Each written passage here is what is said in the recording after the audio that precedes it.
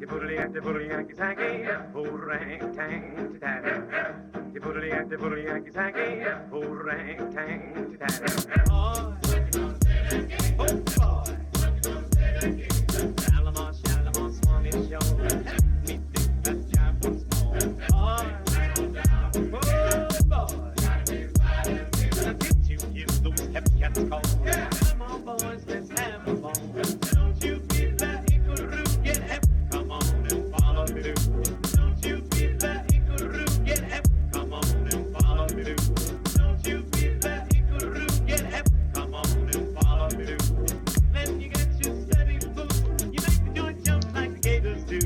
Dim damn jump is the jumping guy. Makes your dim damn jump is the jumping guy. Makes your dim damn jump is the jumping guy. Makes you dig your jive on the Miller side. Bully and the bully and the Sankey. Bully and the bully and the Sankey. Bully and the bully and the Sankey. Bully and the bully and the Sankey. Dimma damma double, you be down where you die. Make you dimma damma double, you be down where you die. Make you dimma damma double, you be down where you die. Make you dig it, get your vibe on the Miller side.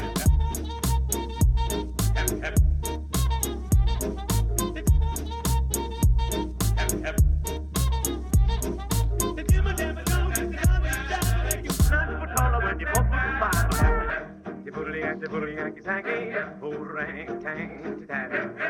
The bully and the bully Yankee Sankey, rang tang tatty. Oh boy, Shalimar, Shalimar, Swami Show. Me think that job was more. Oh boy, did you hear those hep cats call? Come on, boys, let's have a ball. Don't you feel that equal get hep? Come on and follow me, do.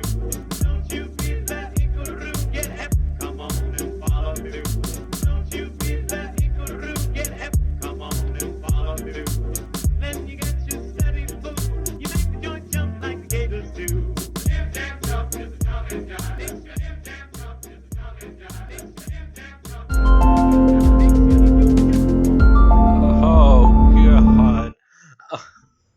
Oh, this episode is going to sting, guys. This is really, really going to sting. Hey, how's it going? Happy Wednesday. Happy pre-Wednesday to Memorial Day weekend.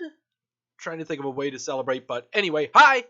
I'm Doug Lackey, veteran columnist of Wrestleview.com, co-host of Wrestleview Live alongside Adam Martin, the editor-in-chief of Wrestleview.com, where we cover all of the WWE pay-per-views with a live show that would happen on YouTube. And we got a story regarding that stuff because you're going to be hearing a lot of complaints from the two of us when it comes to a news item we got for this week. But welcome to Wrestleview Weekly, where we go back over the shows of Red and the shows of Blue, Raw and Smackdown, kind of give my little snap reviews of them, going over all the shows, recapping all of the week's news. Tons of news. Tons and tons of stuff. Gruesome stuff. Happy stuff. Sad stuff, but all stuff that we are going to go over. And also going to talk about today all bunch of stuff happening with WWE television rights. Oh boy. There's some talk going on right there because all that stuff went down right during this show last week. So we're going to talk a lot about WWE television rights and how much bucket loads of money they're going to be making for the next 5 years, 3 to 5 years for that matter. And now everyone will be still complaining that the WWE stinks and is going to be going under and that their product is just not worth the effort. Yeah. And finally, match of the night that I'm going to be watching. So right here is Margarita number 3 that I've been tucking in for probably the past, I want to say hour and a half, 2 hours, because tonight's match of the night, only, that's right, Grash, only I can do my stuff because no one else can do my stuff because I'm me. Tonight's match. Since we're going to be going to All In Chicago later on Labor Day weekend, there's a certain duo that helped put that sucker together, and I vaguely saw like maybe one or two matches of theirs when they were in TNA. Shoot me for doing that. But oh my God, we are going to watch us some Young Bucks. So we're going to watch us some Young Bucks from 2014, and not just the Young Bucks, but they're going against some guy named in all capital letters Kushida and a guy named Alex Shelley, who I am way too familiar with. Him and Chris Sabin being the duo of the Motor City Machine Guns. I prefer calling him Alex Nocelli. But, yeah, that's what we're going to be watching. Oh, it's going to be a rough one. I've got another one that I'm probably going to be making later on to take us into the match. Speaking of which, when it comes to the match of the night, if you have any suggestions for the match of the night, again, a match that I've never seen, send me your suggestions, send me your links, direct message me at Doug Wrestleview on the Twitter. And also above me, you see the little follower goal. Followers, not subscribers, don't need the money right now. 47 to 100. Once we hit 100, we partake in Wrestle Kingdom 12. I always talk me and we because I am third person, but you're going along with me. So that makes it us and not just me. So, oh boy, I got to tell you, this week's dosage of television was kind of like a parabola. You know, it was lots of ups and downs, very, very low downs, and kind of some high ups, you know. And it all takes us, you know, we went to the low with the red show and the high of the blue show. And also, by the way, this match of the night that we're watching is not a 5-star match from Dark Overlord Meltzer. It's only a 4 3/4. So we can't wait to find out what kept it from getting to 5. So, without further ado, God, there's something about margaritas, me, that I tuck them down like Kool-Aid. I absolutely love them. May have to dip into the low-budget ones with the Bud Light Limeritas. I love those too. I suck that stuff down so quickly, like some people do with Long Island iced teas. Can't help it. Love the sour stuff. Let's get into the stuff. Okay. I'm sure you all watched Monday Night Raw last night.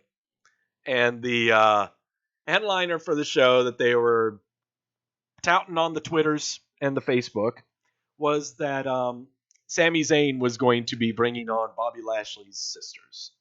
Yeah, you could just tell by the picture. Oh boy. So let's keep that in the back pocket and hope not to sit on it and really stab ourselves in the butt cheek. And let's just go over the stuff that we know is supposed to happen. Like Kurt Angle starting off Monday Night Raw, because that's what he does. He starts off Monday Night Raw all the time.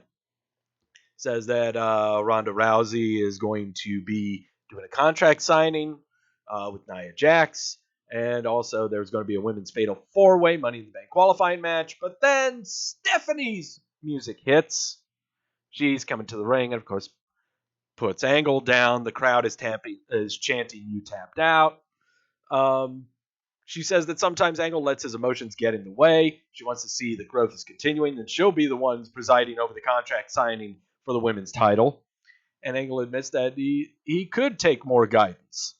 And McMahon says favors to Roman Reigns must end tonight. Stop coddling Roman, you son of a bitch.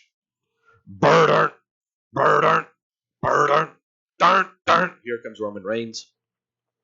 He really just stands there and really doesn't say anything throughout Stephanie's talking.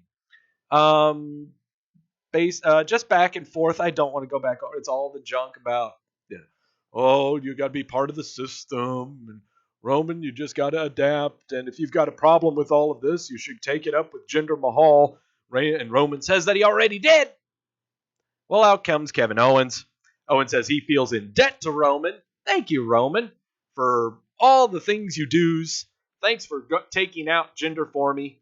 But then he kind of coddles up to Stephanie. cuddles up to Steph and said, no, she doesn't play favorites, and kind of rests his arm on her shoulder, which is kind of cute. Stephanie said, don't you touch me again. In fact, I'm going to put you in a match with Roman right now. I really wish that I could scream like Stephanie, but no, I'm a little too baritone to do that. Like, I could try, but I don't want to wake up. I don't want to disturb the neighbors. Yeah, Stephanie did seem a little rusty during this whole thing, but you know what? Whatever. Who cares? Who really cares? We got a long ways to go until the pay-per-view, and so there's not really. It kind of seems like they're just doing paint by numbers with these shows, and the other thing too is that's in regards to this match here, this Roman Reigns Kevin Owens match. You can tell from the get-go of this match, Roman is mailing it in. He's just not caring. You can really tell. You can just really tell. No follow-throughs on shoulder tackles or clotheslines. He's relying too much on facial expressions and just grunting the whole time. Physically, he was really, really bad.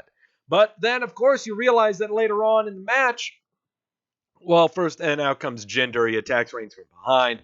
That causes the disqualification. Then comes Seth Rollins to kind of help him out. And then you kind of realize, oh, this was all going to lead to a tag match. No wonder Roman wasn't going to have any of it. No wonder Roman wasn't really going all 100% in this match. He's going to be having another match lead into this. And it's really, really bad when you are always considered like the big dog. This is your yard. This is your thing. When you are really just the filler to lead up to another match that involves a Seth Rollins hot tag. Yeah, let's just look at this. Yeah. And then Kevin Owens wants to do the sell. Yeah. The big thing also is Kevin Owens really, really loves doing these outside of the ring sells. He loves them. This is now his MO. This is now his new Dolph Ziggler forehead to the ring post sell. This is now his thing. In fact, I was rewatching a lot of his matches against Braun Strowman where he got flattened on the outside. Man, he loves doing those flip sells. He loves doing that stuff, and he'll do whatever he can to do it. And also, yeah, Andrew, that's already 1 hour into the match, and it went downhill because this whole thing, these two matches took up the entire first hour. It was really, really rough. Really, really rough. And when that's the case, and that match ends, we go right into... Oh boy. I'm not really going to spend a lot of time on this. This was really bad. This Sami Zayn interviewing Bobby Lashley's dressed up in drag sisters. It was bad. It was awkward. Sure. It was awkwardly... Yeah, it was so bad it was good. Sure, you can think that. I guess my problem is the crowd was having none of this. Absolutely none of it. Crowd was either non-existent, went to the bathroom, or were just in stunned silence going, could we please end this now? No reactions whatsoever. It was just drab awful. Really, really bad. Well, it seems Bobby's rather amused to see his sisters on Raw. There you go. Bobby's teeth are really, really white. I mean, he's got a perfectly curved dome, pearly whites to clash with that dark skin. He's a handsome fellow. I'll bet you there's rich, creamy nougat inside that temple of his. All right. Comedy in wrestling is very much hit or miss. Not only was this a miss, this was a crash landing, said Tedesco. This was absolutely terrible. Crowd was dead. Didn't care much about Bobby, him at all. Even Bobby was having none of it. You'd have thought he'd be angry for being. Actually, I don't know about that, but it was bad. And yes, Sami Zayn was taking forever on this. It seems to be kind of a fault of his. He really takes forever on some things. He just won't cut to the chase. Tedesco, even on here, I'm going right here. I'm literally embarrassed that I just sat here and watched that. I'm all about having fun and not taking it seriously, but this was just bad, lazy writing. Storyline is the death of Bobby Lashley. Well, yeah, I don't know about that. You could just have this lead into something bigger. What could it be? I don't know. Years from now, what are we going to remember from this show? Well, I don't know if we're exactly going to remember the sisters. I'm not really going to remember this show a whole lot. It was literally full throwaway show, except for one match. Except for one match. And I'll let you all guess on which match. I can tell you this was not exactly a throwaway episode of Raw. Ember Moon versus Alexa Bliss with Mickie James in tow. Ember Moon wins. Blah, blah, blah, blah, blah. Not much to the match. Not at all. Paint by numbers. No Way Jose versus Baron Corbin. Kind of the same thing. Baron Corbin wins. Yeah. There you go. Is No Way Jose in Adam Rose territory? He's been in Adam Rose territory. His gimmick is a conga line. It's a lot better than Adam Rose's. It's a lot better than Adam Rose's storyline. At least Jose is getting some opportunities. At least he's in some marquee matches to get his name out there. He's not supposed to be Billy Badass or anything. He's a guy who comes out there and dances. He's not going to win every single match, nor should he win every single match. Nor should he lose every single match, for that matter. Kurt Angle is playing with his phone. Probably playing some Candy Crush or something, but he was complaining about he couldn't get any reception down in the doldrums of the arena. Excuse me. Chad Gable walks up talking. Drew McIntyre and Dolph Ziggler stop and talk. Why these people are just walking around the dark alleyways of an arena is beyond me. I don't get it. I've never really understood that. How performers will just randomly walking around, the boiler room, walking around the rear of the complex as if, show that they're coming back from a craft service table or something. Show them, coming out of the bathroom, it's something that normal people do. Okay. Hey, Kurt, meet me over by the drainage pipe. I don't get it. I don't get it. The B team is making their way to the ring to go against Breezango again. Can they make it a 2 in a row? Yes, they can. And they, of course, go bonkers in celebrating. They celebrating wildly. They're swimming on the commentary table. They ride a desk chair down the ramp. Yes, that's fun. If you guys do that shit again next week, it's going to be old. It will now be old. It's about time you do something different. Random question. Whatever happened to the authors of pain? It's been a month. Where are they? They debuted on here and beat the crap out of the Revival, I thought, and they beat the crap out of Breezango. Where are they? Where's the authors of pain? Unless you're building them up to squash the B team or something, or you're just waiting for B team to come out there and they can't wait for their opponents. Oh boy. Ashley says they were on main event last week. Well, okay. Maybe getting some brush up or something. I don't know.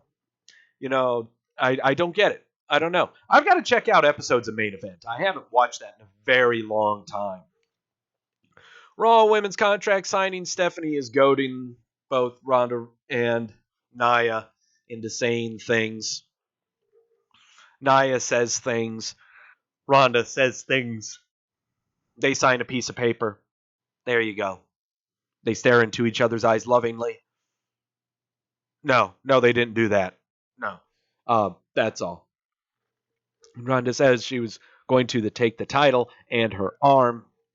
Respects and the honors of the business. I respect you and everything you've done in the past 2 matches that you've had. One that's been on air. Nia, I respect how large you are. Oh boy. Contract signing goes. It was pretty tame. Yes, it was. Chad Gable versus Dolph Ziggler with Drew McIntyre in tow, looking all angry and fierce and scary like. Ziggler gets the win, and then McIntyre gets in the ring to beat up Gable one more time, which will lead to Gable versus McIntyre. It will lead to Gable versus McIntyre and someone returning. Yeah, that's in the news. Yep. Fatal 4-Way Money in the Bank qualifying match involving Dana Brooke, Liv Morgan, Sarah Morgan, Liv Logan, Liv Morgan, and Sarah Logan. Okay. See what I mean? Why do you have to have those two names? Yeah, I may need to bring back the milk carton for some things. Dana Brooke, Liv Morgan, Sarah Logan, and Natalya in this qualifying match. Natalya winning in a very ho-hum match and a cringe-worthy promo by Natalya after the match. What the milk carton is, it refers to a segment that I did on my old podcast, Reality from Ringside Radio or 3R, where I basically went over then TNA's entire roster page and mentioned when the last time was that some performers were on television and they were still on their roster page. I think Shark Boy was on their roster page for at least a year and a quarter until he was finally taken off the page. I think a lot of performers were on their page that weren't even under contract with them. So we may have to do something like that for this show. We may have to do a milk carton for Raw and SmackDown. We'll see. We'll see. That takes a little bit of research, but it's good to get it early now that we've had the superstar shakeup and all of that good stuff. Ladies and gentlemen, Elias. Elias on here, he got down. From the moment he arrived on Monday Night Raw, this company's stock has risen 150%. Trading's at an all-time high. There's no such thing as coincidence. It comes down to one fact. NBC Universal and everyone else knows that WWE stands for Walk with Elias. Oh, man. But what I liked about this segment was he got the audience participation in there saying, when I say I love Elias, you say, yes, I do. Oh, it's fun. Fun stuff. But then, of course, Elias says he doesn't feel the same way about any of them. Just last week, he was at the Eiffel Tower in Stonehenge, so you can imagine how it stinks to come to Albany. Elias is fantastic. He's just absolutely fantastic. Then out comes Bobby Roode, and they're going to have their match. I'm going to tell you, this match surprised me. Surprised me a ton. Granted, this is their third match together.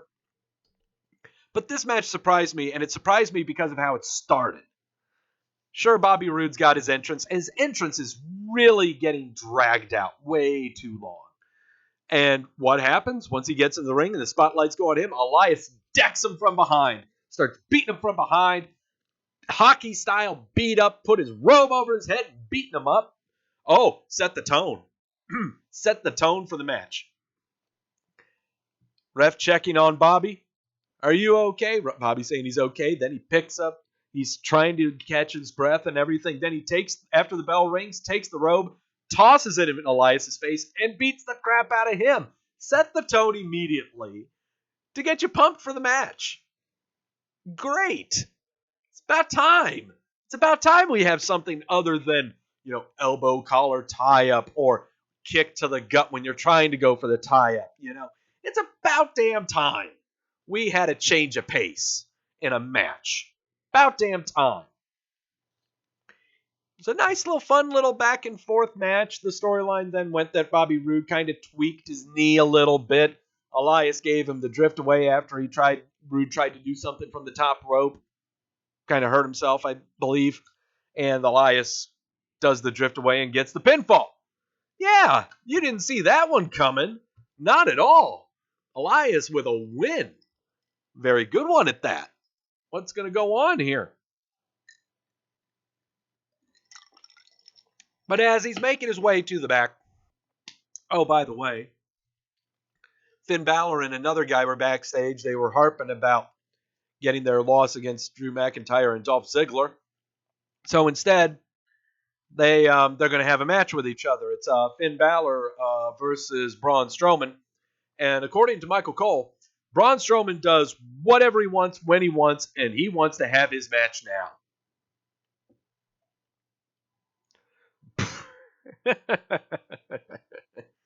Oh, man. Fun stuff. Fun stuff. Anytime Braun Strowman just runs into somebody, it's always fun. Don't care what anyone says. So, yeah, Braun Strowman versus Finn Balor is in the main event. Braun Strowman would end up getting the win on this one, which, however, gave us just a fantastic meme, fantastic GIF. If I'm gonna try to find this real quick. I kind of put it on my Twitter page. Kind of put it on the Twitter page. If I find it here. Yep, here we go. Well, there's what I'm having to drink, kids. If I can find it, where are you? Where are you? There you are. When you thought the fight with your girlfriend ended 5 minutes ago.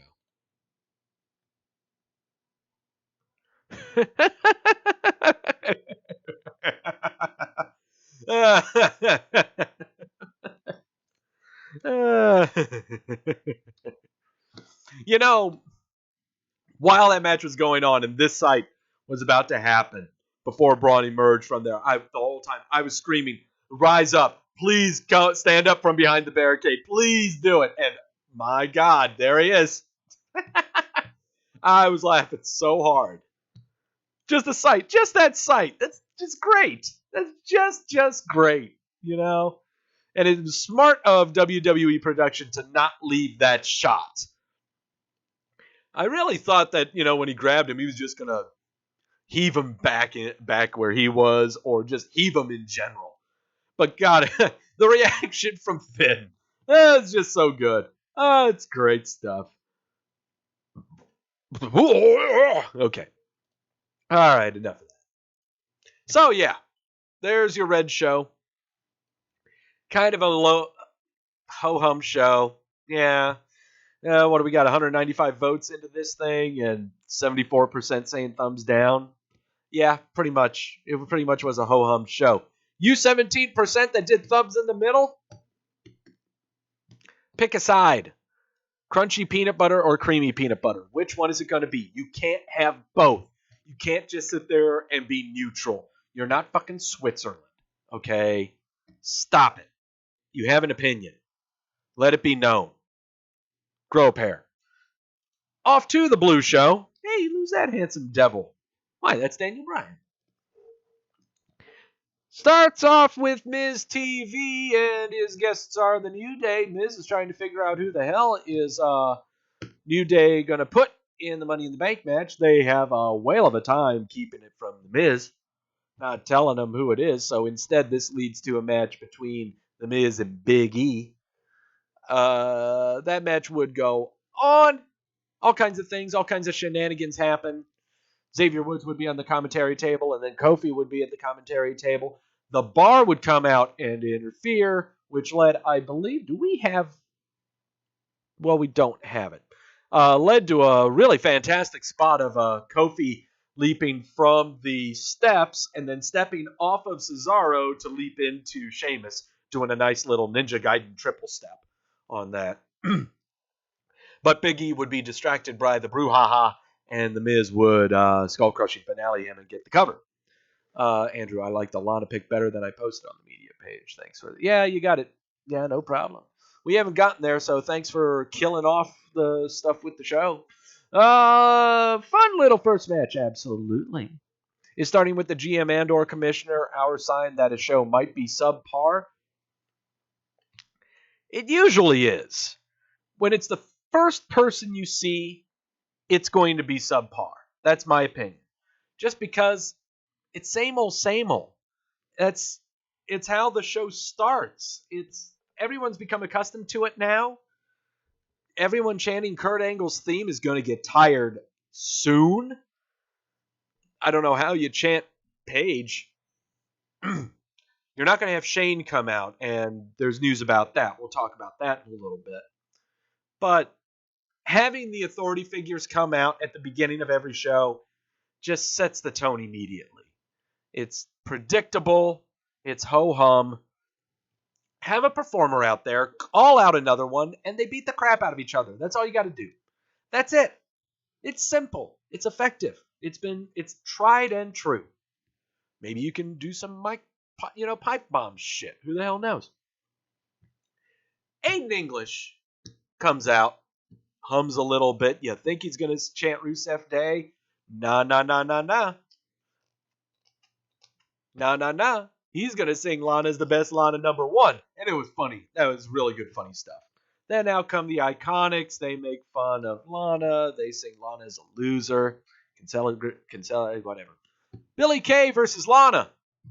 Quick little wham bam, thank you ma'am here. Aiden English, right when the bell rings, brings out a placard from underneath the ring that says Lana Day. Peyton runs over to him, slaps him in the face. Lana comes out, beats the hell out of Peyton, tosses her into the barricade. Then Billy takes advantage, tosses Lana back in there, still distracted. Lana, she kicks her in the head, slams her head into the mat with the little X Factor, is what it is. Yeah, it's the X Factor is what it is. Goes for the pin and wins. Lana is in the Money in the Bank ladder match. Oh boy, this is going to be fun stuff. Is she going to be taking a ladder spot? Absolutely not. No way in hell is she taking a ladder spot. She's going to try climbing the ladder and she's going to be afraid of heights, is what's going to happen. She may tip over and bump hard from the ladder, and that's the last time you'll see her during the match. But it's fun stuff. Fun stuff. Zelina Vega and Andrade Cien Almas are backstage to talk about how great they are. And then Almas comes out and beats a jobber. He gets the win. Backstage, Carmella's wearing Asuka's mask and talking about the match. AJ Styles and Shinsuke Nakamura going to reveal the title stipulation, for their title match. Nakamura says at first it's going to be a pillow fight. Then AJ Styles kind of gets a nice little zinger in there. But then they beat the crap out of each other. Shinsuke gives him the Kinshasa, the outside of the ring, starts counting to 10, and says that the stipulation is what I said it was going to be last week, last man standing.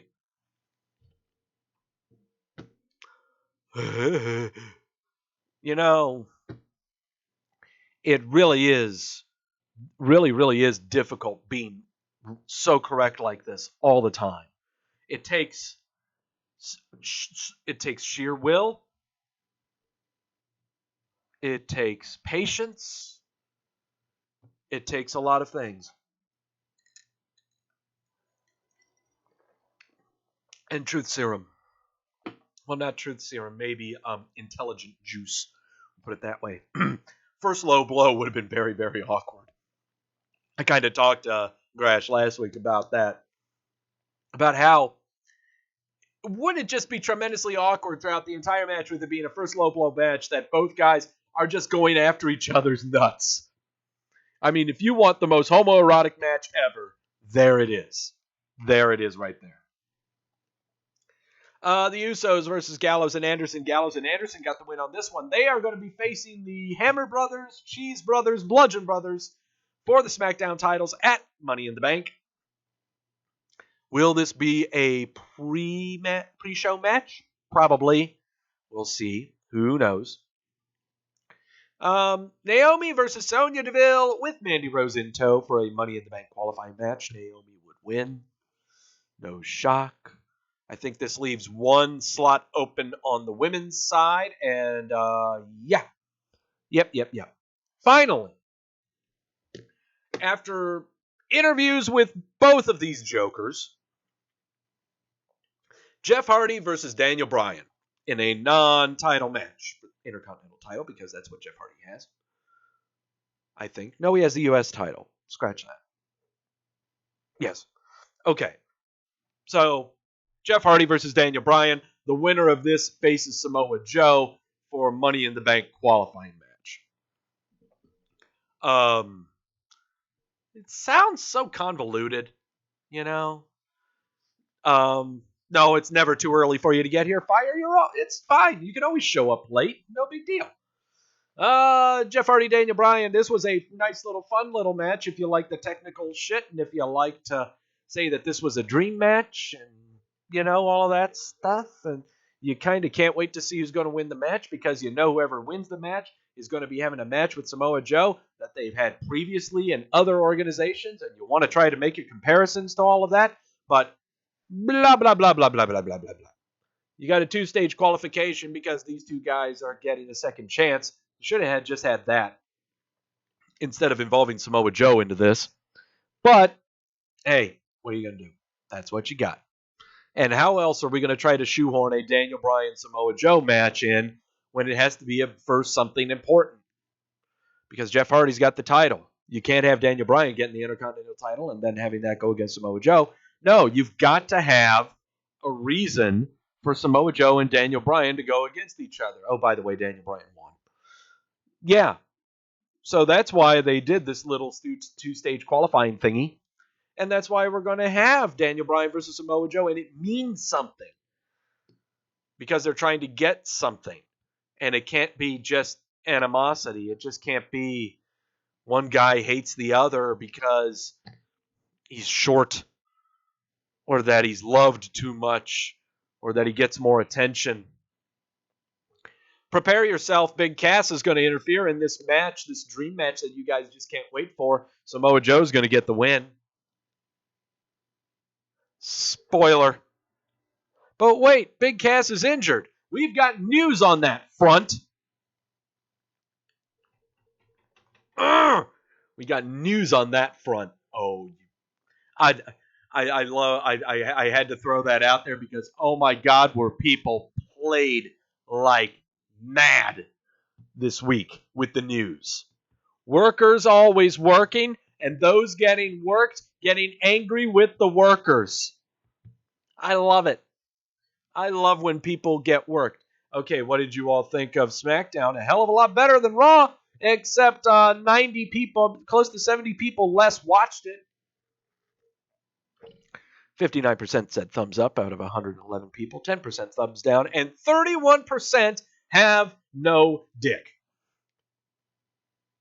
I said it.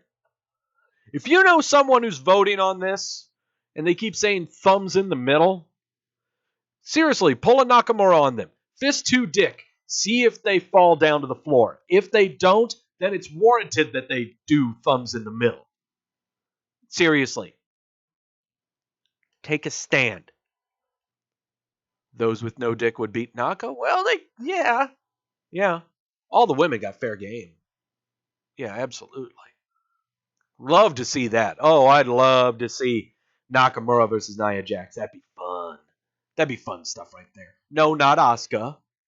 No, not Japan. Not a Japan dream match. Shut your noise tube. Not going to have that. All right.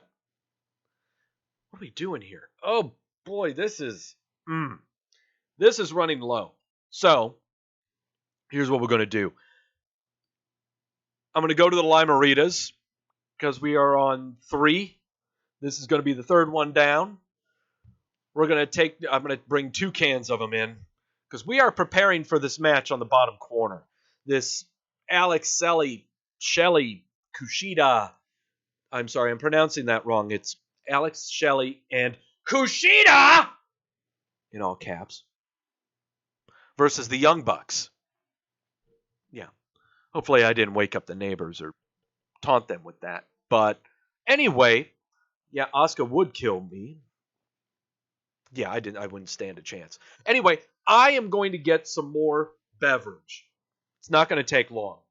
You guys go get some more beverage or whatever the hell it is you people do while I get beverage. But I'm going to have you guys watching something while I get beverage, and that is going to be a graphic of Awesome Kong eating a turkey leg. And I'll be right back.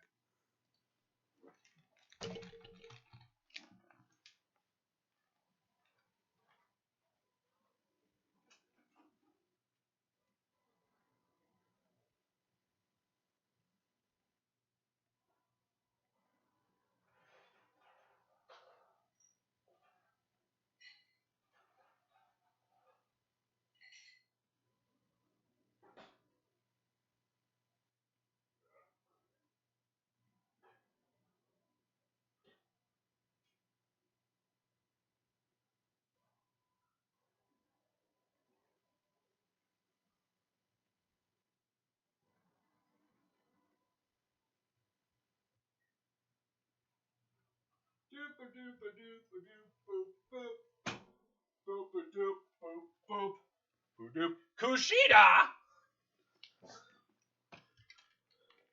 Kushida! Hi, how you doing? Okay.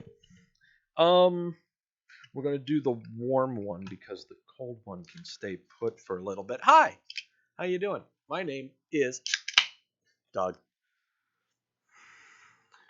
Fill her up. Because we got a lot to talk about when it comes to the news. Happy stuff, money stuff, lots of interesting, fun stuff involving money that we would never see in our lifetime. Yes, so let's just jump right to it. Oh yeah, look at that. Save that for last. First off, coming down the pipe. Was reported last Friday. Shane McMahon underwent surgery on his hernia last week. Let's see, even statement here. He underwent successful hernia surgery. He's resting at home, but he's feeling well and is excited to get back to work on SmackDown Live. Stay with the.com, blah, blah, blah, blah, blah. So there you go. Successful hernia surgery. Will he be back on the show? Probably. He'll probably start SmackDown Live next week, and it'll be downhill from there. All 16 performers have been announced for the upcoming UK Championship Tournament. Coming up.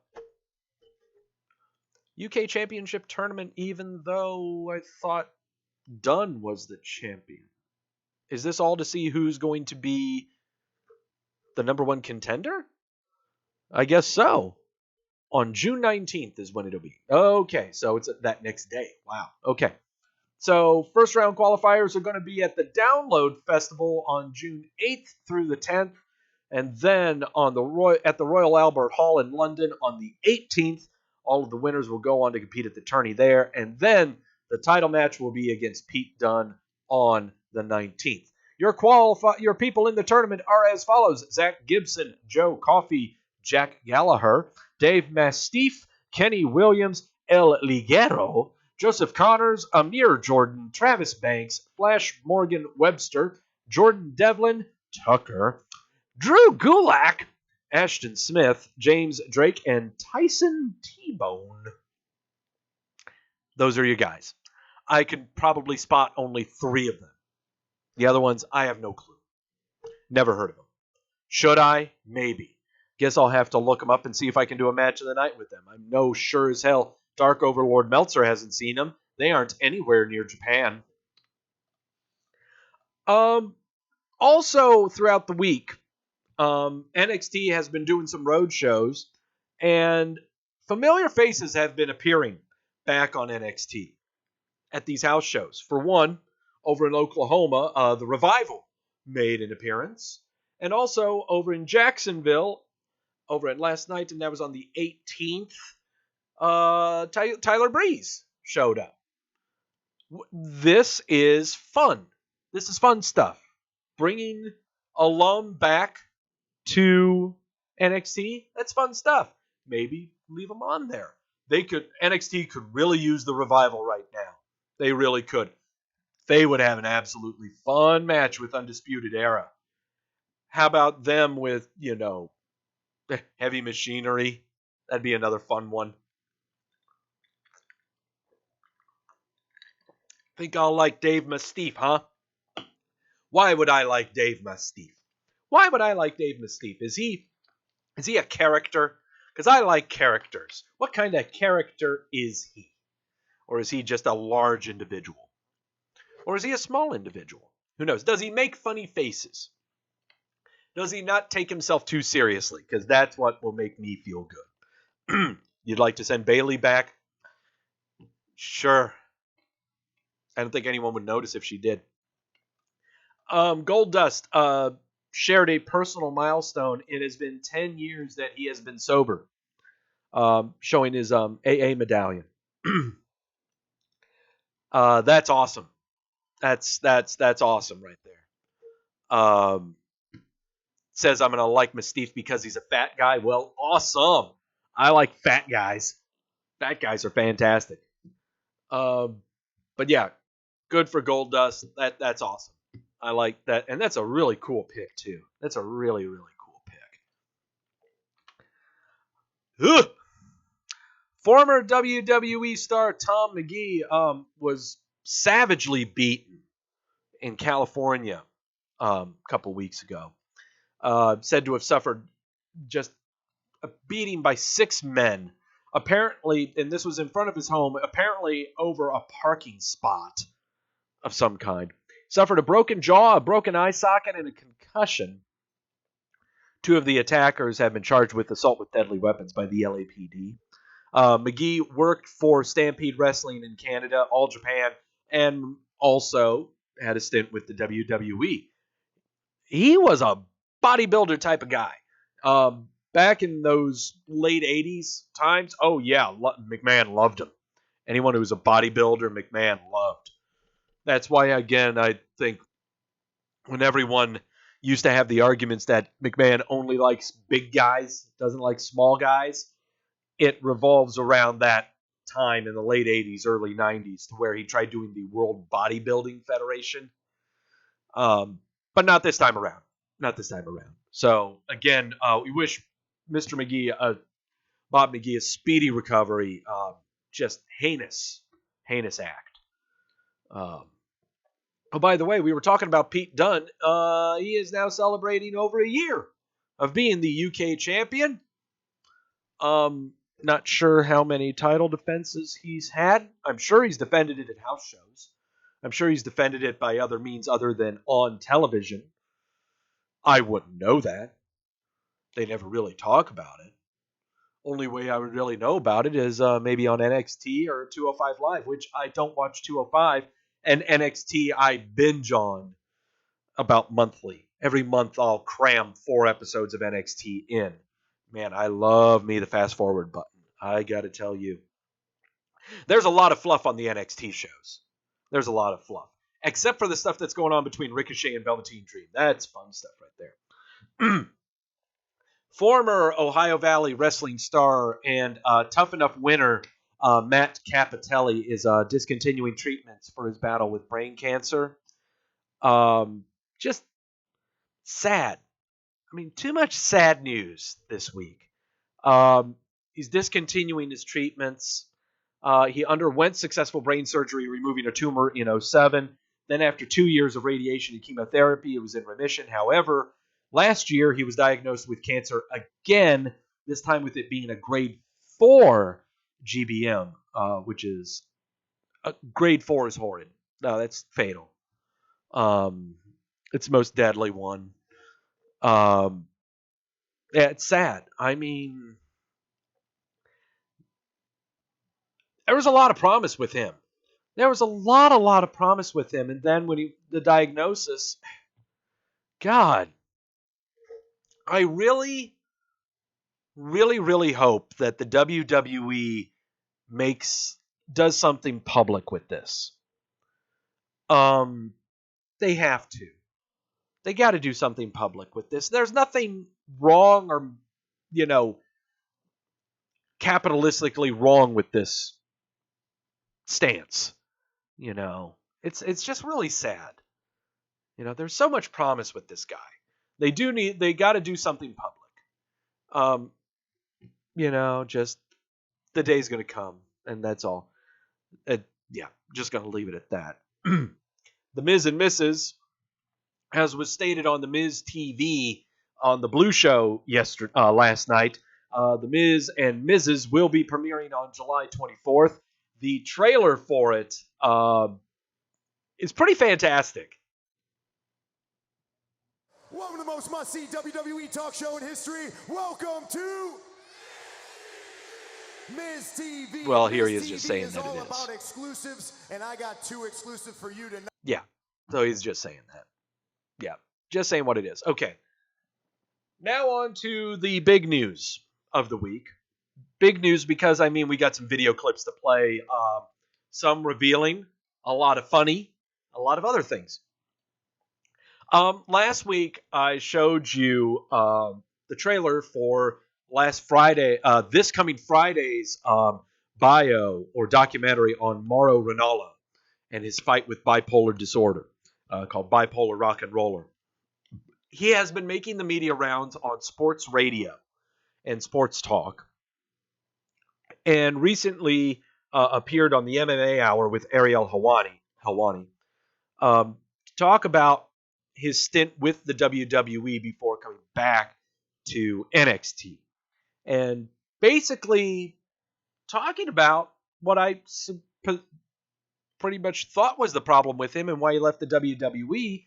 The travel schedule, the travel regiment was, God, on top of everything that he does, it was just too much for him. And to throw on top of it the disorder that he's battling, oh man. So here he is with Ariel Helwani about his stint with the WWE and how much of a toll it took on him. Recently, I think it was a little over a year ago, actually led to me to text you again and let you know that I had your back.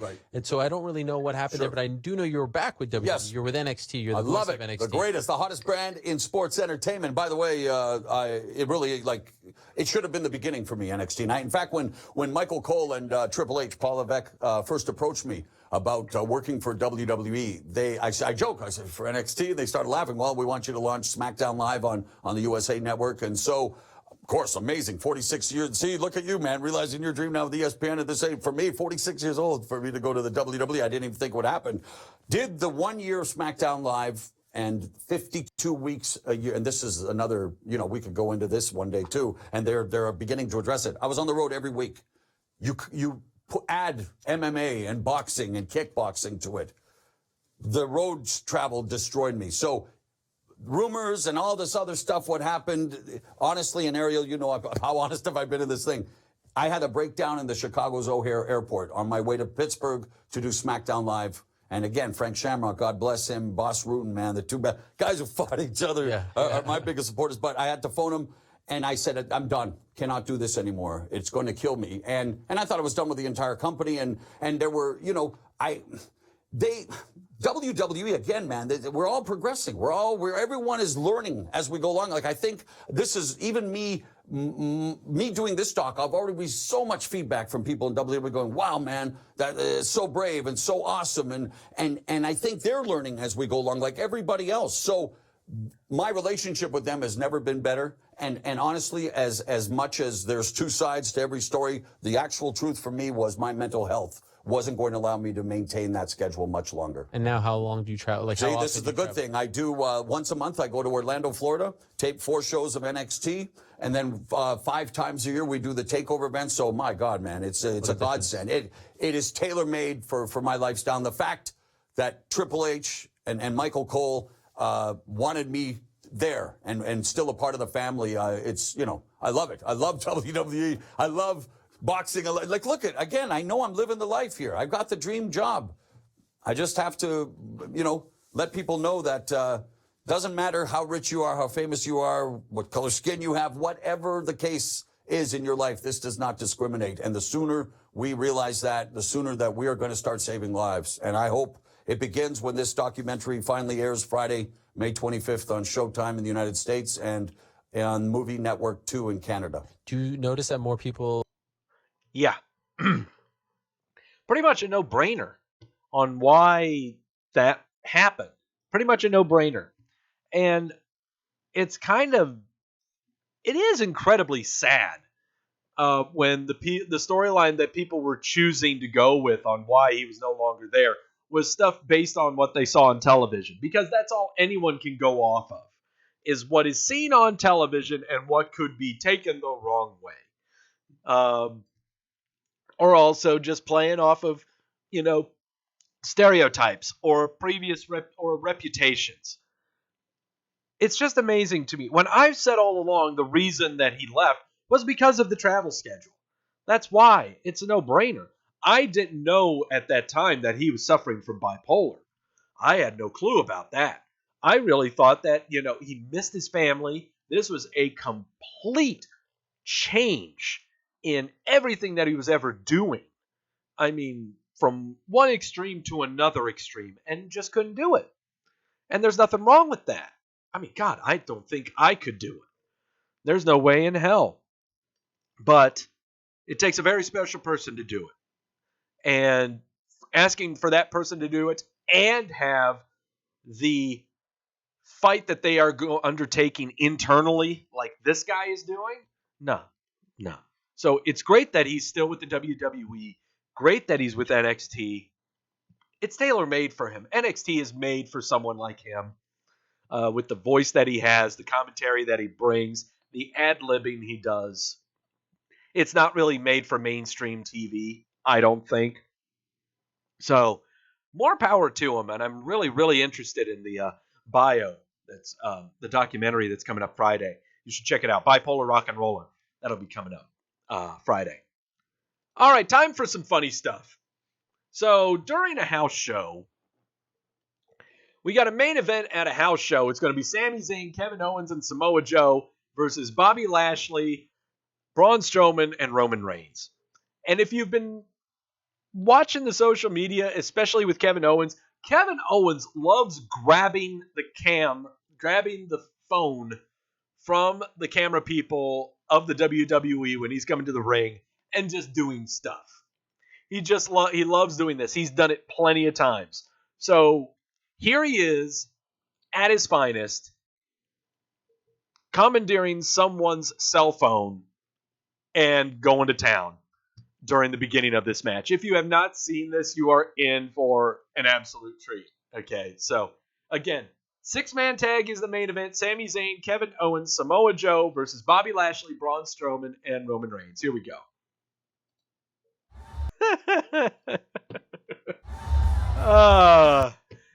I love me Kevin Owens at house shows. House show Kevin Owens is fantastic. So much fun.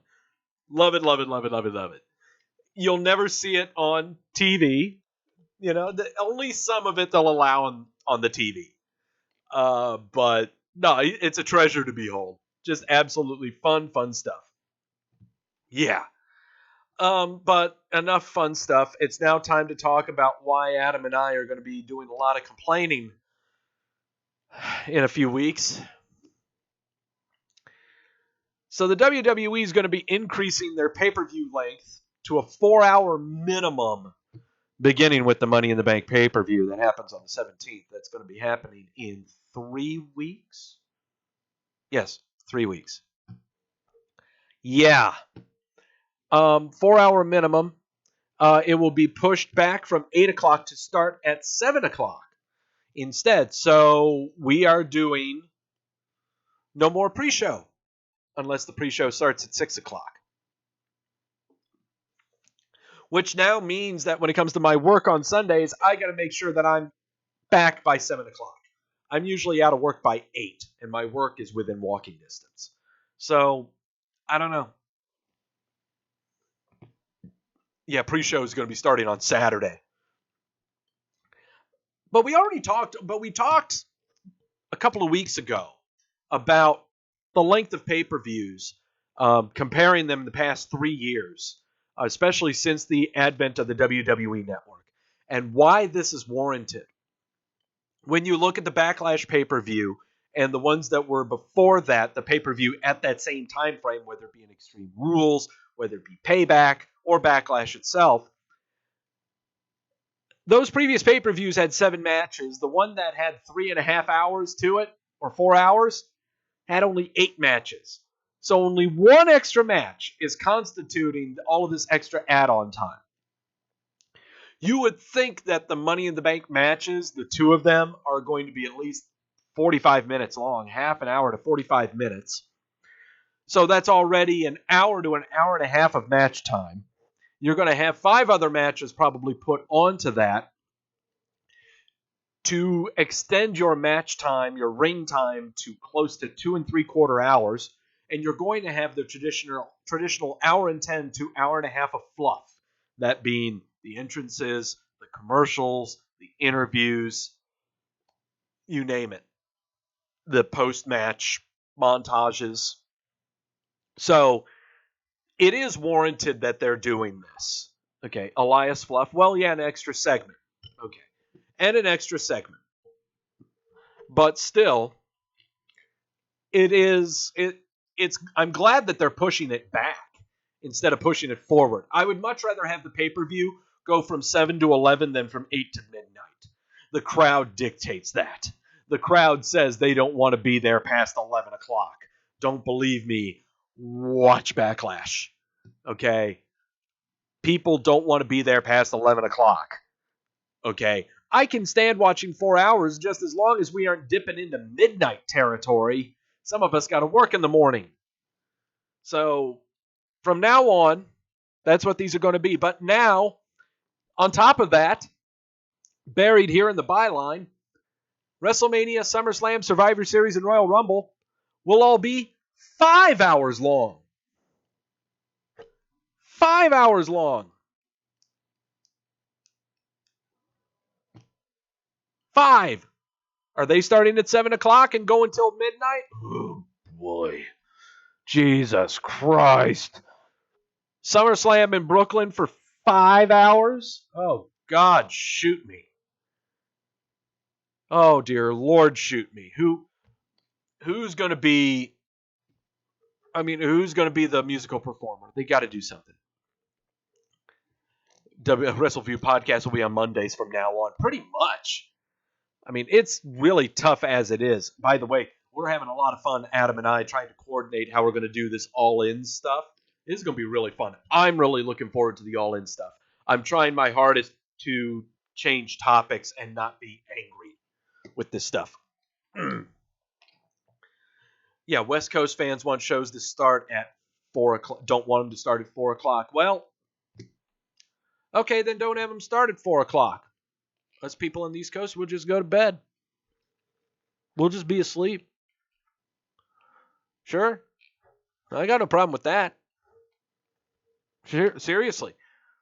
We should treat the West Coast like we do anywhere else. We should just do it live at their time because they think they're so flippin' special, because they think all the population is over on their side of the country. Yep, it's all about them. Yep. It's not like half of the population is on the East Coast anyway. Yeah, we will appease you. Make you feel special. Yeah. The world has always run on Eastern Standard Time because that's where the television stations are. Sorry. If only our nation was founded in California instead of Massachusetts, what are you going to do? Sorry. I'm sorry, it's where our country was founded. That's where all the people fucked. Sorry. Don't know what to tell you. Sorry. Sorry, West Coast. Sorry. I don't know. If only Japan was sailing to look for the New World and not Italy. Or France or whoever. I need more margarita.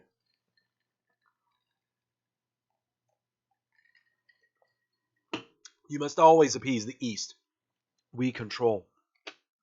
We control. All right, enough about that. We've got to do some updating apart from the news. What is also part of the news is updating people with boo-boos. Updating with people's that are hurts. That got the soreness of the muscles and the things.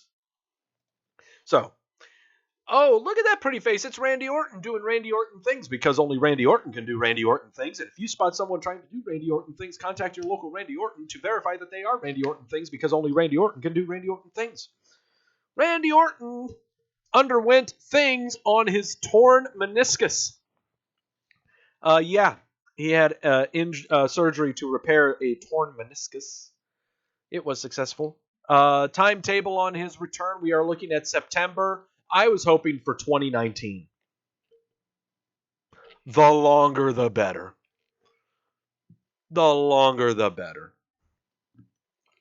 Fire Major League World Series with West Coast teams here, the East Coast whine. No. No whine. No whine, no complain. No. No whine, no complain from me. I just go to bed. I just go to bed, and I'll wake up. And by the time I wake up, the ninth inning will be over.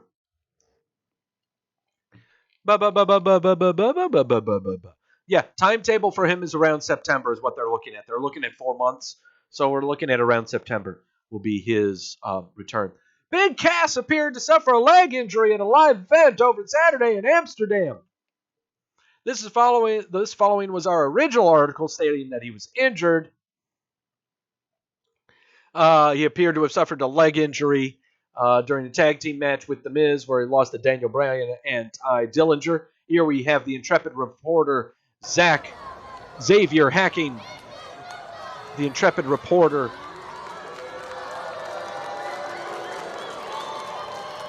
showing that he is injured.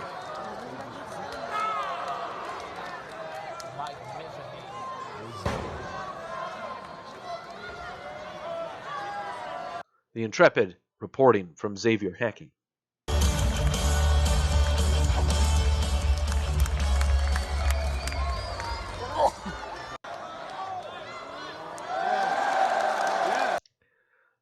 Yes, we know that he was out for several months. He has not commented on the injury on social media as of this writing. Yes, posted by the Twitter, and this was picked up by all outlets. Every outlet picked this up. Observer, PW Insider, everyone. Everyone picked up this story. And then, suddenly, when this was posted on the 19th, so we're looking at Tuesday, Monday, Sunday, posted on Saturday. Here we go to Sunday. Big Cass's injury at WWE live event in Amsterdam appears not to be legitimate.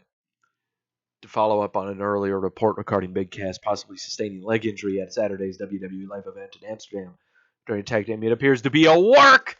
Saturday, a fan in attendance posted videos on their Twitter with the first video showing Big Cass heavily limping.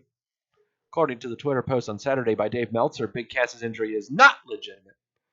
Twitter post to Meltzer from Robbie1896, who was at the event, stated Big Cass may have injured his knee, but there was no X thrown up by the referee, because all the peoples who are in the biz know that when the X is thrown up, that means something bad, because I know things, because I know the terminology, because that's what happens in the wrestling. I only pay attention to the inside stuff. I don't pay attention to the storylines or character development or anything like that. I'm looking way too deep into things to try to stir up drama, because the drama that's happening right now that they're making is just not good enough for my feeble little brain. So what I need to do is know what the terminology is. Are they in the doghouse? Who's getting buried? Is there an X being thrown up by the referee? I don't know. But it seems to me that there's an injury somewhere. Oh, for the love of God.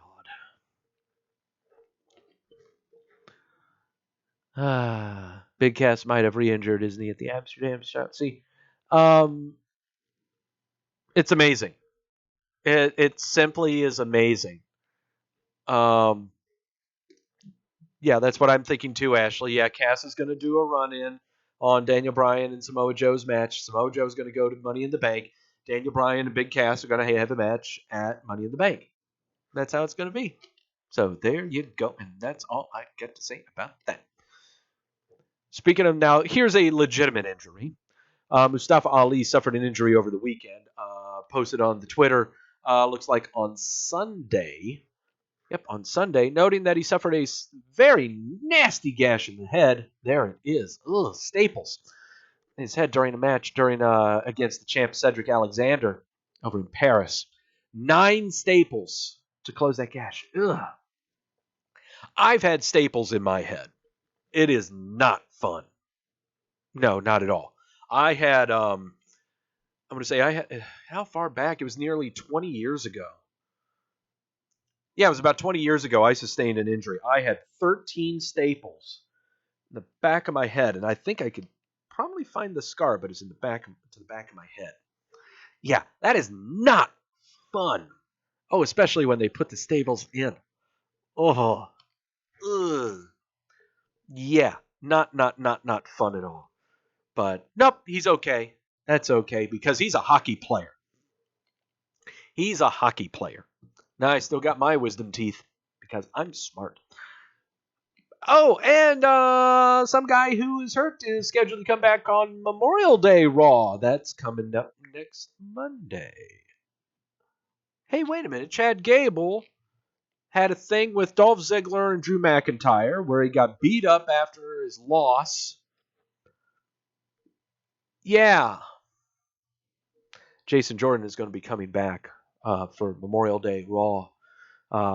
Looks like he's all good to go. They're going to have you forget about all the stuff he was doing with Seth Rollins for now and have him re-team with Chad Gable. Yay. Fun. Can't wait. It's going to be really, really boatloads of fun. So, with the injury list coming up and updated, here it is. Dean Ambrose with triceps tendon injury. His surgery was back in December 17th. He should be good to go. That date, say it's September, but they've pushed him forward. He's actually looking at around SummerSlam is when he'll be returning. Jason Jordan, successful neck looking uppies or neck surgery type stuff. He will be back next week for Monday Night Raw. Neville is under contract dispute right now. We still don't know what his status is. He's still on the roster page. We don't know what's going on. Noam Dar, knee surgery. He'll be back sometime this month. He should be coming back, I believe, next week. Yeah, he'll be coming back next week. Alicia Fox, broken tailbone. She's slated to come back for SummerSlam. Maurice had a baby come out of her. Maybe, I don't think she's going to be on TV for a while. Epico Cologne had shoulder surgery. Had to have some cleanup on his shoulder. When is he coming back? Samir Singh, torn ACL and close to MCL. He should be back for Survivor Series. Tamina, torn rotator cuff. She will be back for SummerSlam. Bobby Fish, torn ACL and MCL. He should be back around for SummerSlam. And finally, the Randy Orton with the Randy Orton things, because only Randy Orton can do Randy Orton things. Unfortunately, Randy Orton can't be doing Randy Orton things because his torn meniscus is doing torn meniscus things. And Randy Orton can't do Randy Orton things if his torn meniscus is doing torn meniscus things. Randy Orton things will not be coming back until September. So there you go. There is your injury report. And that is all brought to you by booze.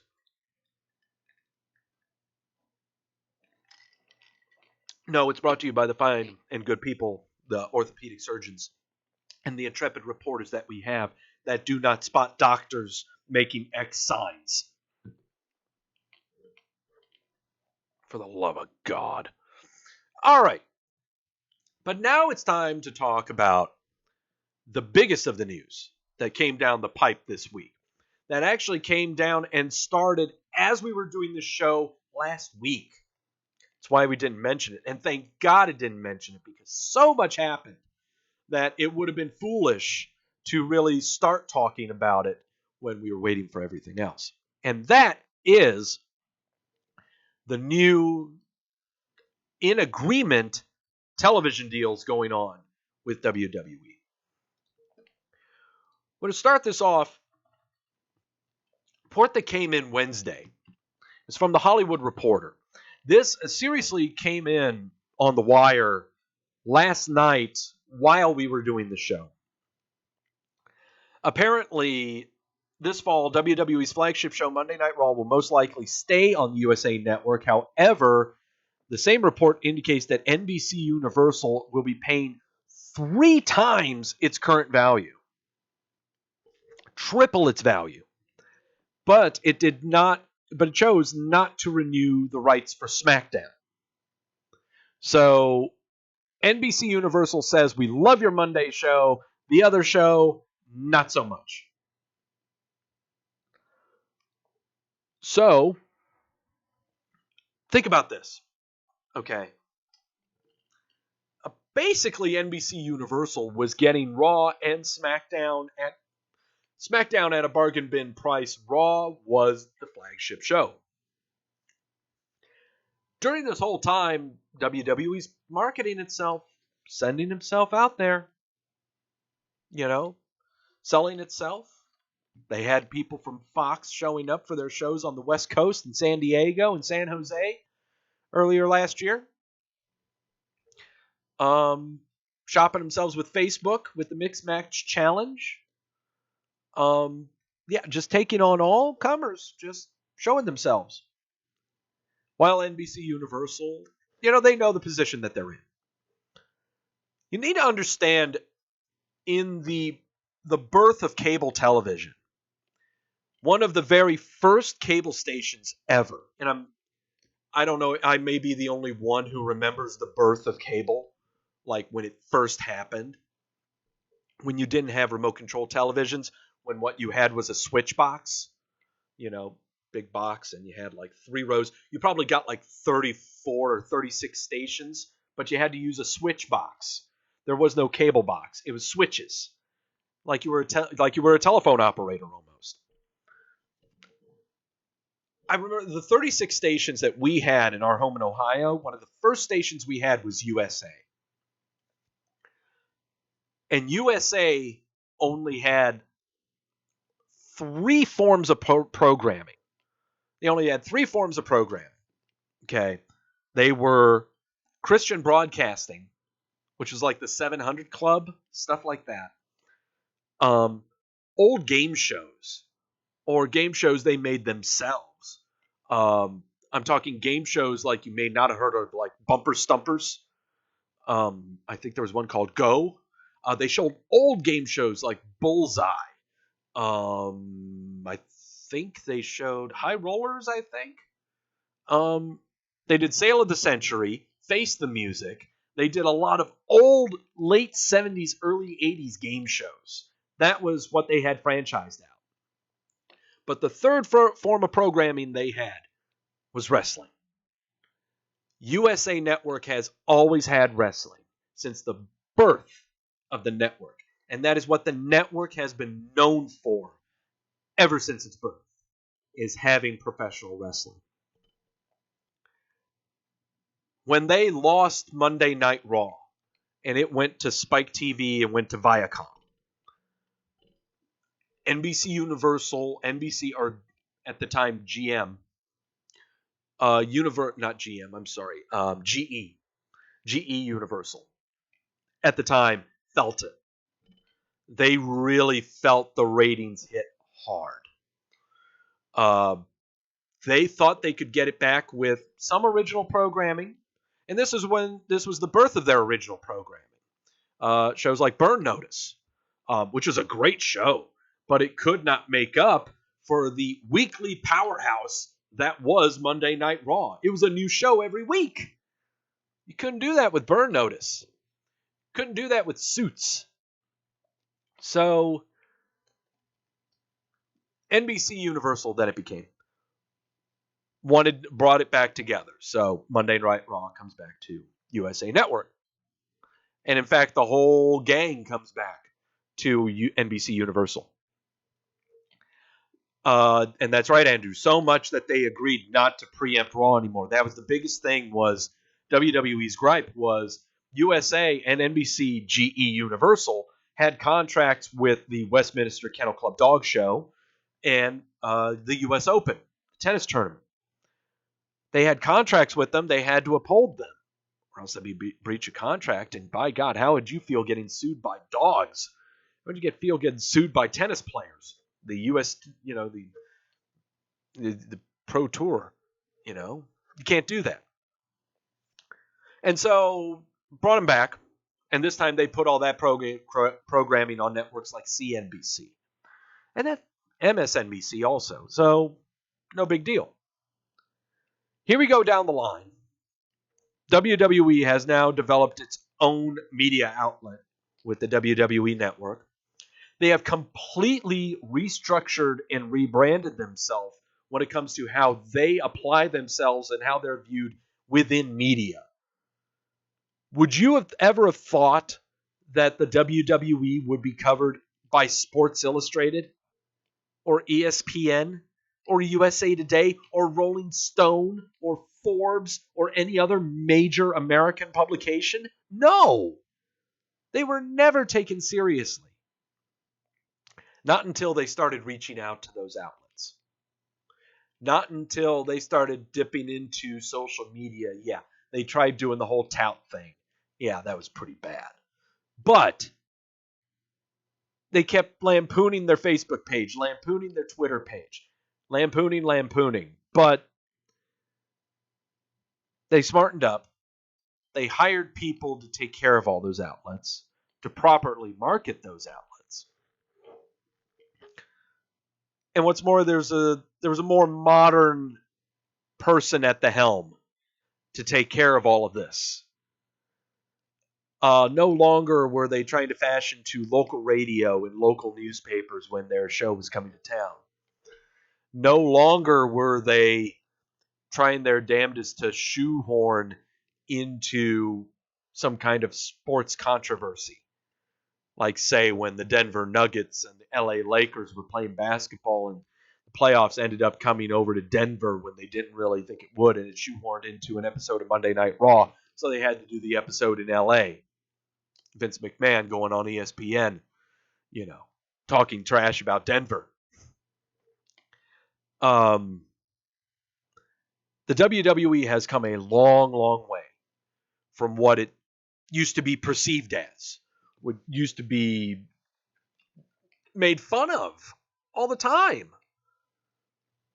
What is the cause of it? It's so many different facets. From the talent like John Cena and Roman Reigns, to the way it conducts itself now, no longer having lingerie matches and kicking each other in the nuts every day, no bloodletting every Monday. Now it's regular entertainment.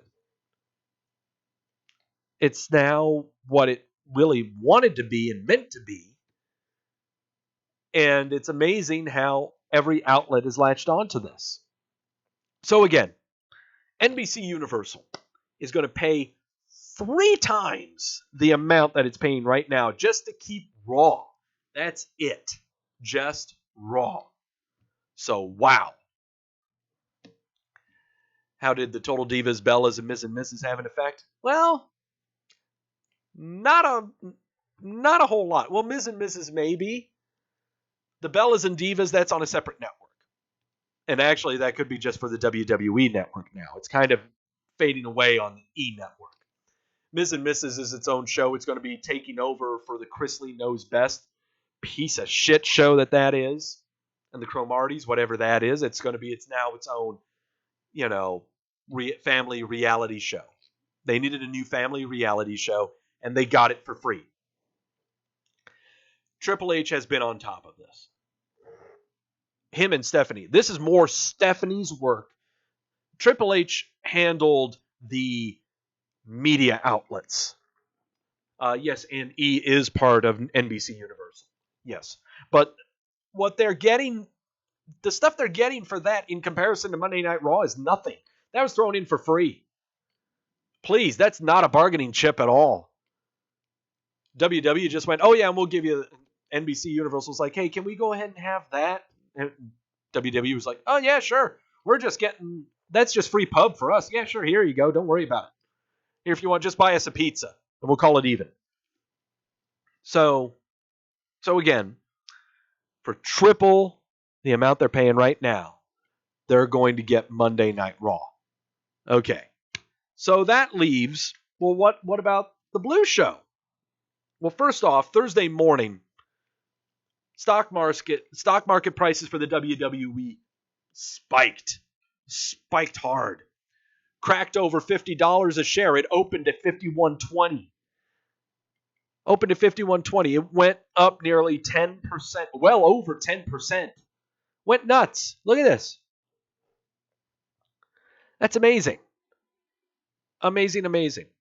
Above $50 a share by Chris Harrington here. I don't think I believed I'd see the day. There's a lot of parallels between this latest round of TV rights negotiations and the rumors that were swirling in 2014. I do think they'll fare a lot better because they learned a lot of lessons last time. Sure did. They sure did. So, this was the aftermath from the report from the Hollywood Reporter on Wednesday night. So here we go with the reporting on the 18th for Friday about potential candidates for SmackDown. Fox, Facebook, Amazon, those were the top 3. WWE stock closed Thursday night at $50.31, losing less than $1. No big deal. But then Monday morning, shit hit the fan. Monday morning, ESPN.com reported that WWE has an agreement in principle with Fox, described as a massive offer to bring SmackDown Live to the network in October of next year. WWE reps declined to comment, and so did Fox. They were not reached for comment at the time. But then TheWrap.com on Monday. This is all the same day on Monday. TheWrap.com is featuring an article about the news that broke earlier this morning that WWE has agreed in principle to a new deal to bring SmackDown Live to Fox. According to the article, SmackDown will be shifting back to Friday night. It was not revealed if the show would continue to air live or go back to being pre-taped. Honestly, either one. I don't think it really matters. It would be better to be pre-taped when it comes to the touring schedule of the performers. It'd be better to be pre-taped. Article also indicated that the deal would include SmackDown airing on Fox's flagship broadcast channel instead of cable outlets like Fox Sports 1 and 2. WWE returning back to network television, but this time going to a better outlet than UPN. Oh boy. ESPN's Darren Rovell broke the story earlier that day, noted on Twitter that their stock skyrocketed again after that news, went to $53.80. It's just going up and up and up. It's going nuts. But again, we heard that this was a massive deal.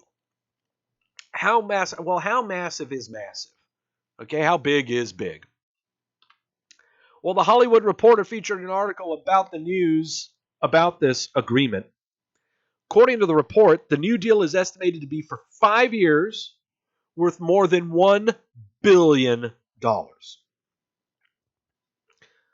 Over $200 million per year for SmackDown. SmackDown. A third party has reportedly come forward with a higher bid for the rights to air SmackDown, but the report indicated WWE has embraced Fox's commitment. They've embraced them. They hugged them to promote, and because basically they are going to be promoting SmackDown on major NFL and MLB programming.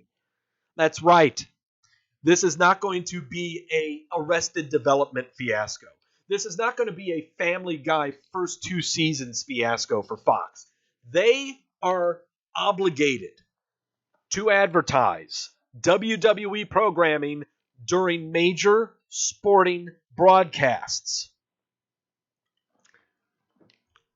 I got to say this again. We never again thought this would happen in our lifetimes as professional wrestling fans. ESPN reporting WWE, Sports Illustrated, USA Today, Forbes, Rolling Stone, major publications taking the WWE seriously. The WWE itself going on those outlets, talking about stuff that they're doing. All the outreach, all the fundraising that they're doing. Good stuff. Not kicking the nuts, tear women's clothes off stuff. We never thought that day would come, but now, never did we think the day would come to where we're sitting there watching a football game, and suddenly on the bottom corner of your screen, out pokes AJ Styles, reminding you to watch SmackDown Friday night at 8 o'clock. Never did we ever think at some point in our lifetime that, you know how angry we get when we hear Joe Buck's voice? It just triggers something maddening inside you when you hear Joe Buck's voice on Fox. But you know what? It's going to sound a lot more soothing when he reminds you that SmackDown Live will be on Friday nights at 8 o'clock featuring the phenomenal AJ Styles. I bring up that name because that's who they're going to be putting on it. Never did we think this day would come. Currently, Fox has the rights to the World Series. This is frankly insane. This is so much money coming the WWE's way. This is well enough to help them with the infrastructure that they're wanting to lay out for their territories. Remember the global territories they were talking about? Establishing over in the UK, India, Middle East, potentially Australia, China. It's happening. This is the funding for it. Everything that we are seeing right now with the WWE has been part of a plan that has been established for the past 5 years. This has been going on for 5 years now. This rebranding, you could call it, oh, it's WWE PG. Well, you know what? This is what you get when you go that route. You get a $1 billion contract. You make 3 times as much and giving out less. Everyone out there is bitching about how wrestling is not as good as what it used to be ought to try running a business. Because right now, the WWE is making all of your other wrestling federations, your independent federations, making all of them just look like they have lemonade stands. Looking like they have no business model. No nothing. And what I'm really, really interested in is going to this all-in event in Chicago. We're going to be having some great interviews with so many performers. Some of them legends, Hall of Famers, I'm sure, like Jeff Jarrett, Kevin Nash, Scott Hall. But I'm more interested in talking with the independent ones, especially the ones who are in with this show. And I'll go ahead and put up the banner here to show that we're going to be there over at Podcast Row during the StarCast convention over at the Hyatt Regency. Schaumburg. I can't wait to sit down with a lot of these independent wrestlers and ask them, when it comes to All In, what are you hoping to accomplish here? What is your why? Why are you doing this? What is the focus? I'm not saying it's a bad thing that you're doing this, but what is the focus of this? The WWE just made at least over $1 billion in the span of 5 years. You're going to potentially be making maybe 5 figures. Maybe 5 figures from this show, if you're lucky. What is your goal? And what is this all-in event's goal? Is it to make money? Or is it to romanticize about an era that you want, though it may not really help you financially? What is the end game here? And don't try to sell. Okay, I know I don't mind being worked. Okay, I love being worked. Don't get me wrong. But we got to be capitalistic scumfucks with this discussion. The WWE just made at least $1 billion in the span of 5 years. What are you jokers going to be doing? Why are you doing this event if it's not to make money? If it isn't to make money, stop. Stop it. You remind me of every kid who ever wanted to be, just had a garage band. They're a high schooler and they have a garage band. And they say they're putting this band together for the music. Oh, fuck you. You're putting it together because you want to get high, rich, and laid. That's why you do it. Come on. Well, I'm not going to say stop working me. I'll just say, yep, workers always working. That's what I'll probably say. Workers always working. Workers got to work. And those getting worked love being worked by the workers and love seeing the workers.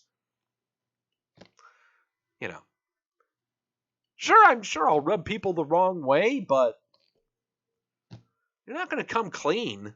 You're not going to show your intentions. Come Cody Rhodes says that they want, on the Rolling Stone video that we showed last week regarding the All In event, he said that they wanted to create their own era. You know, there was an Attitude Era, there's a Territories Era, there's all kinds of eras. Right now, the era that we are in is the Reality Era. The Reality Era where there is no curtain. There is no veil.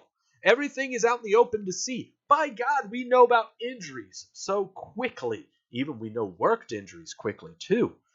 We know what is happening with everyone, in and out of character, instantaneously. This is the Reality Era. Will you guys join the Reality Era, or are you going to keep on kayfabing and keep on working? Which level of work are they going to be doing? That's all I got to say about that. WWE is making mad fucking money. And everyone who's complaining about the content of the WWE can just go watch Fight TV.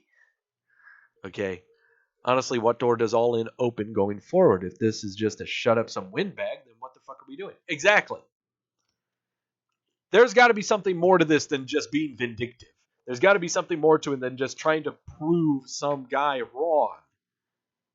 They're making money, okay? They've already made near $500,000 at the gate alone. This is not even talking about merchandise sales, which are going to go through the roof. And Buffalo Wild Wings is sponsoring this little thing. So I get free wings. Man, am I going to be fat and stupid during this whole thing. I know Adam loves him some Buffalo Wild Wings. Me, I used to work at Buffalo Wild Wings.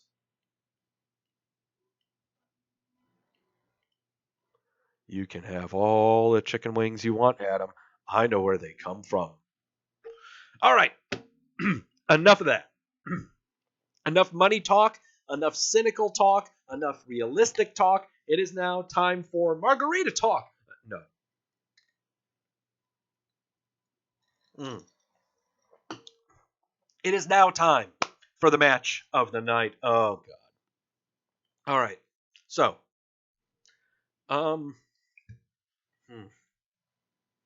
do I need to get more ice? No, I'm okay. I'm okay. Yes, I need to get more ice. Need to get more ice because it's melted down. Because I got another can of this waiting in the wings. Ooh, that's going to be drink number 5. That's right. It is going to be Alex Shelley and Kushida versus the Young Bucks from New Japan Dominion of 2014. I'm sure these involve tag team belts of some kind. Probably. Known as the Time Splitters. Alex Shelley and Kushida are known as the Time Splitters. Huh. That's cute. Time Splitters. I think that was the name of a video game. I'm going to have to look that up. Anyway. All right. I'm going to get some ice real quick. I'm going to get some ice for my margarita. No, my very cheap margarita. I've already had 3 actual margaritas. So I'm going to get some ice for my glass, for my can of the happies and the things. Everyone who's watching on YouTube, thank you so much for joining. If you wish to partake in the match of the night, just hop on over to my Twitch page, twitch.tv/Doug Wrestleview. There you will watch the match. In fact, everyone who's watching live on Twitch right now, I am going to switch offline real quick, but I will be coming right back online so that everything will be queued up and squared away for the match of the night so that no one gets confused from the YouTube hopping onto the Twitch page to see that, hey, there's the match of the night. I'll just click on that one because no one wants to sit through another hour and 40 minutes of me talking unless it's slightly buzzed like I am right now. Gosh, there isn't any other promotion stepping forward on this. Nope. Yeah, it was a video game. It was a pretty bad video game. Yep, I pretty much figured that. Yes, it's in reference to the game, along with Kushida being a massive Back to the Future mark. Huh? Hold on. I don't know who that guy is. Okay. I'm going to go get some ice. Going to click online and offline real quick. Don't you guys go anywhere in the chat room. Everyone in YouTube, thank you so much. Check out the Twitch page, twitch.tv/Doug Wrestleview, and I'll be right back. For those of you Live, once again, here is that phenomenal graphic of Awesome Kong eating a turkey leg.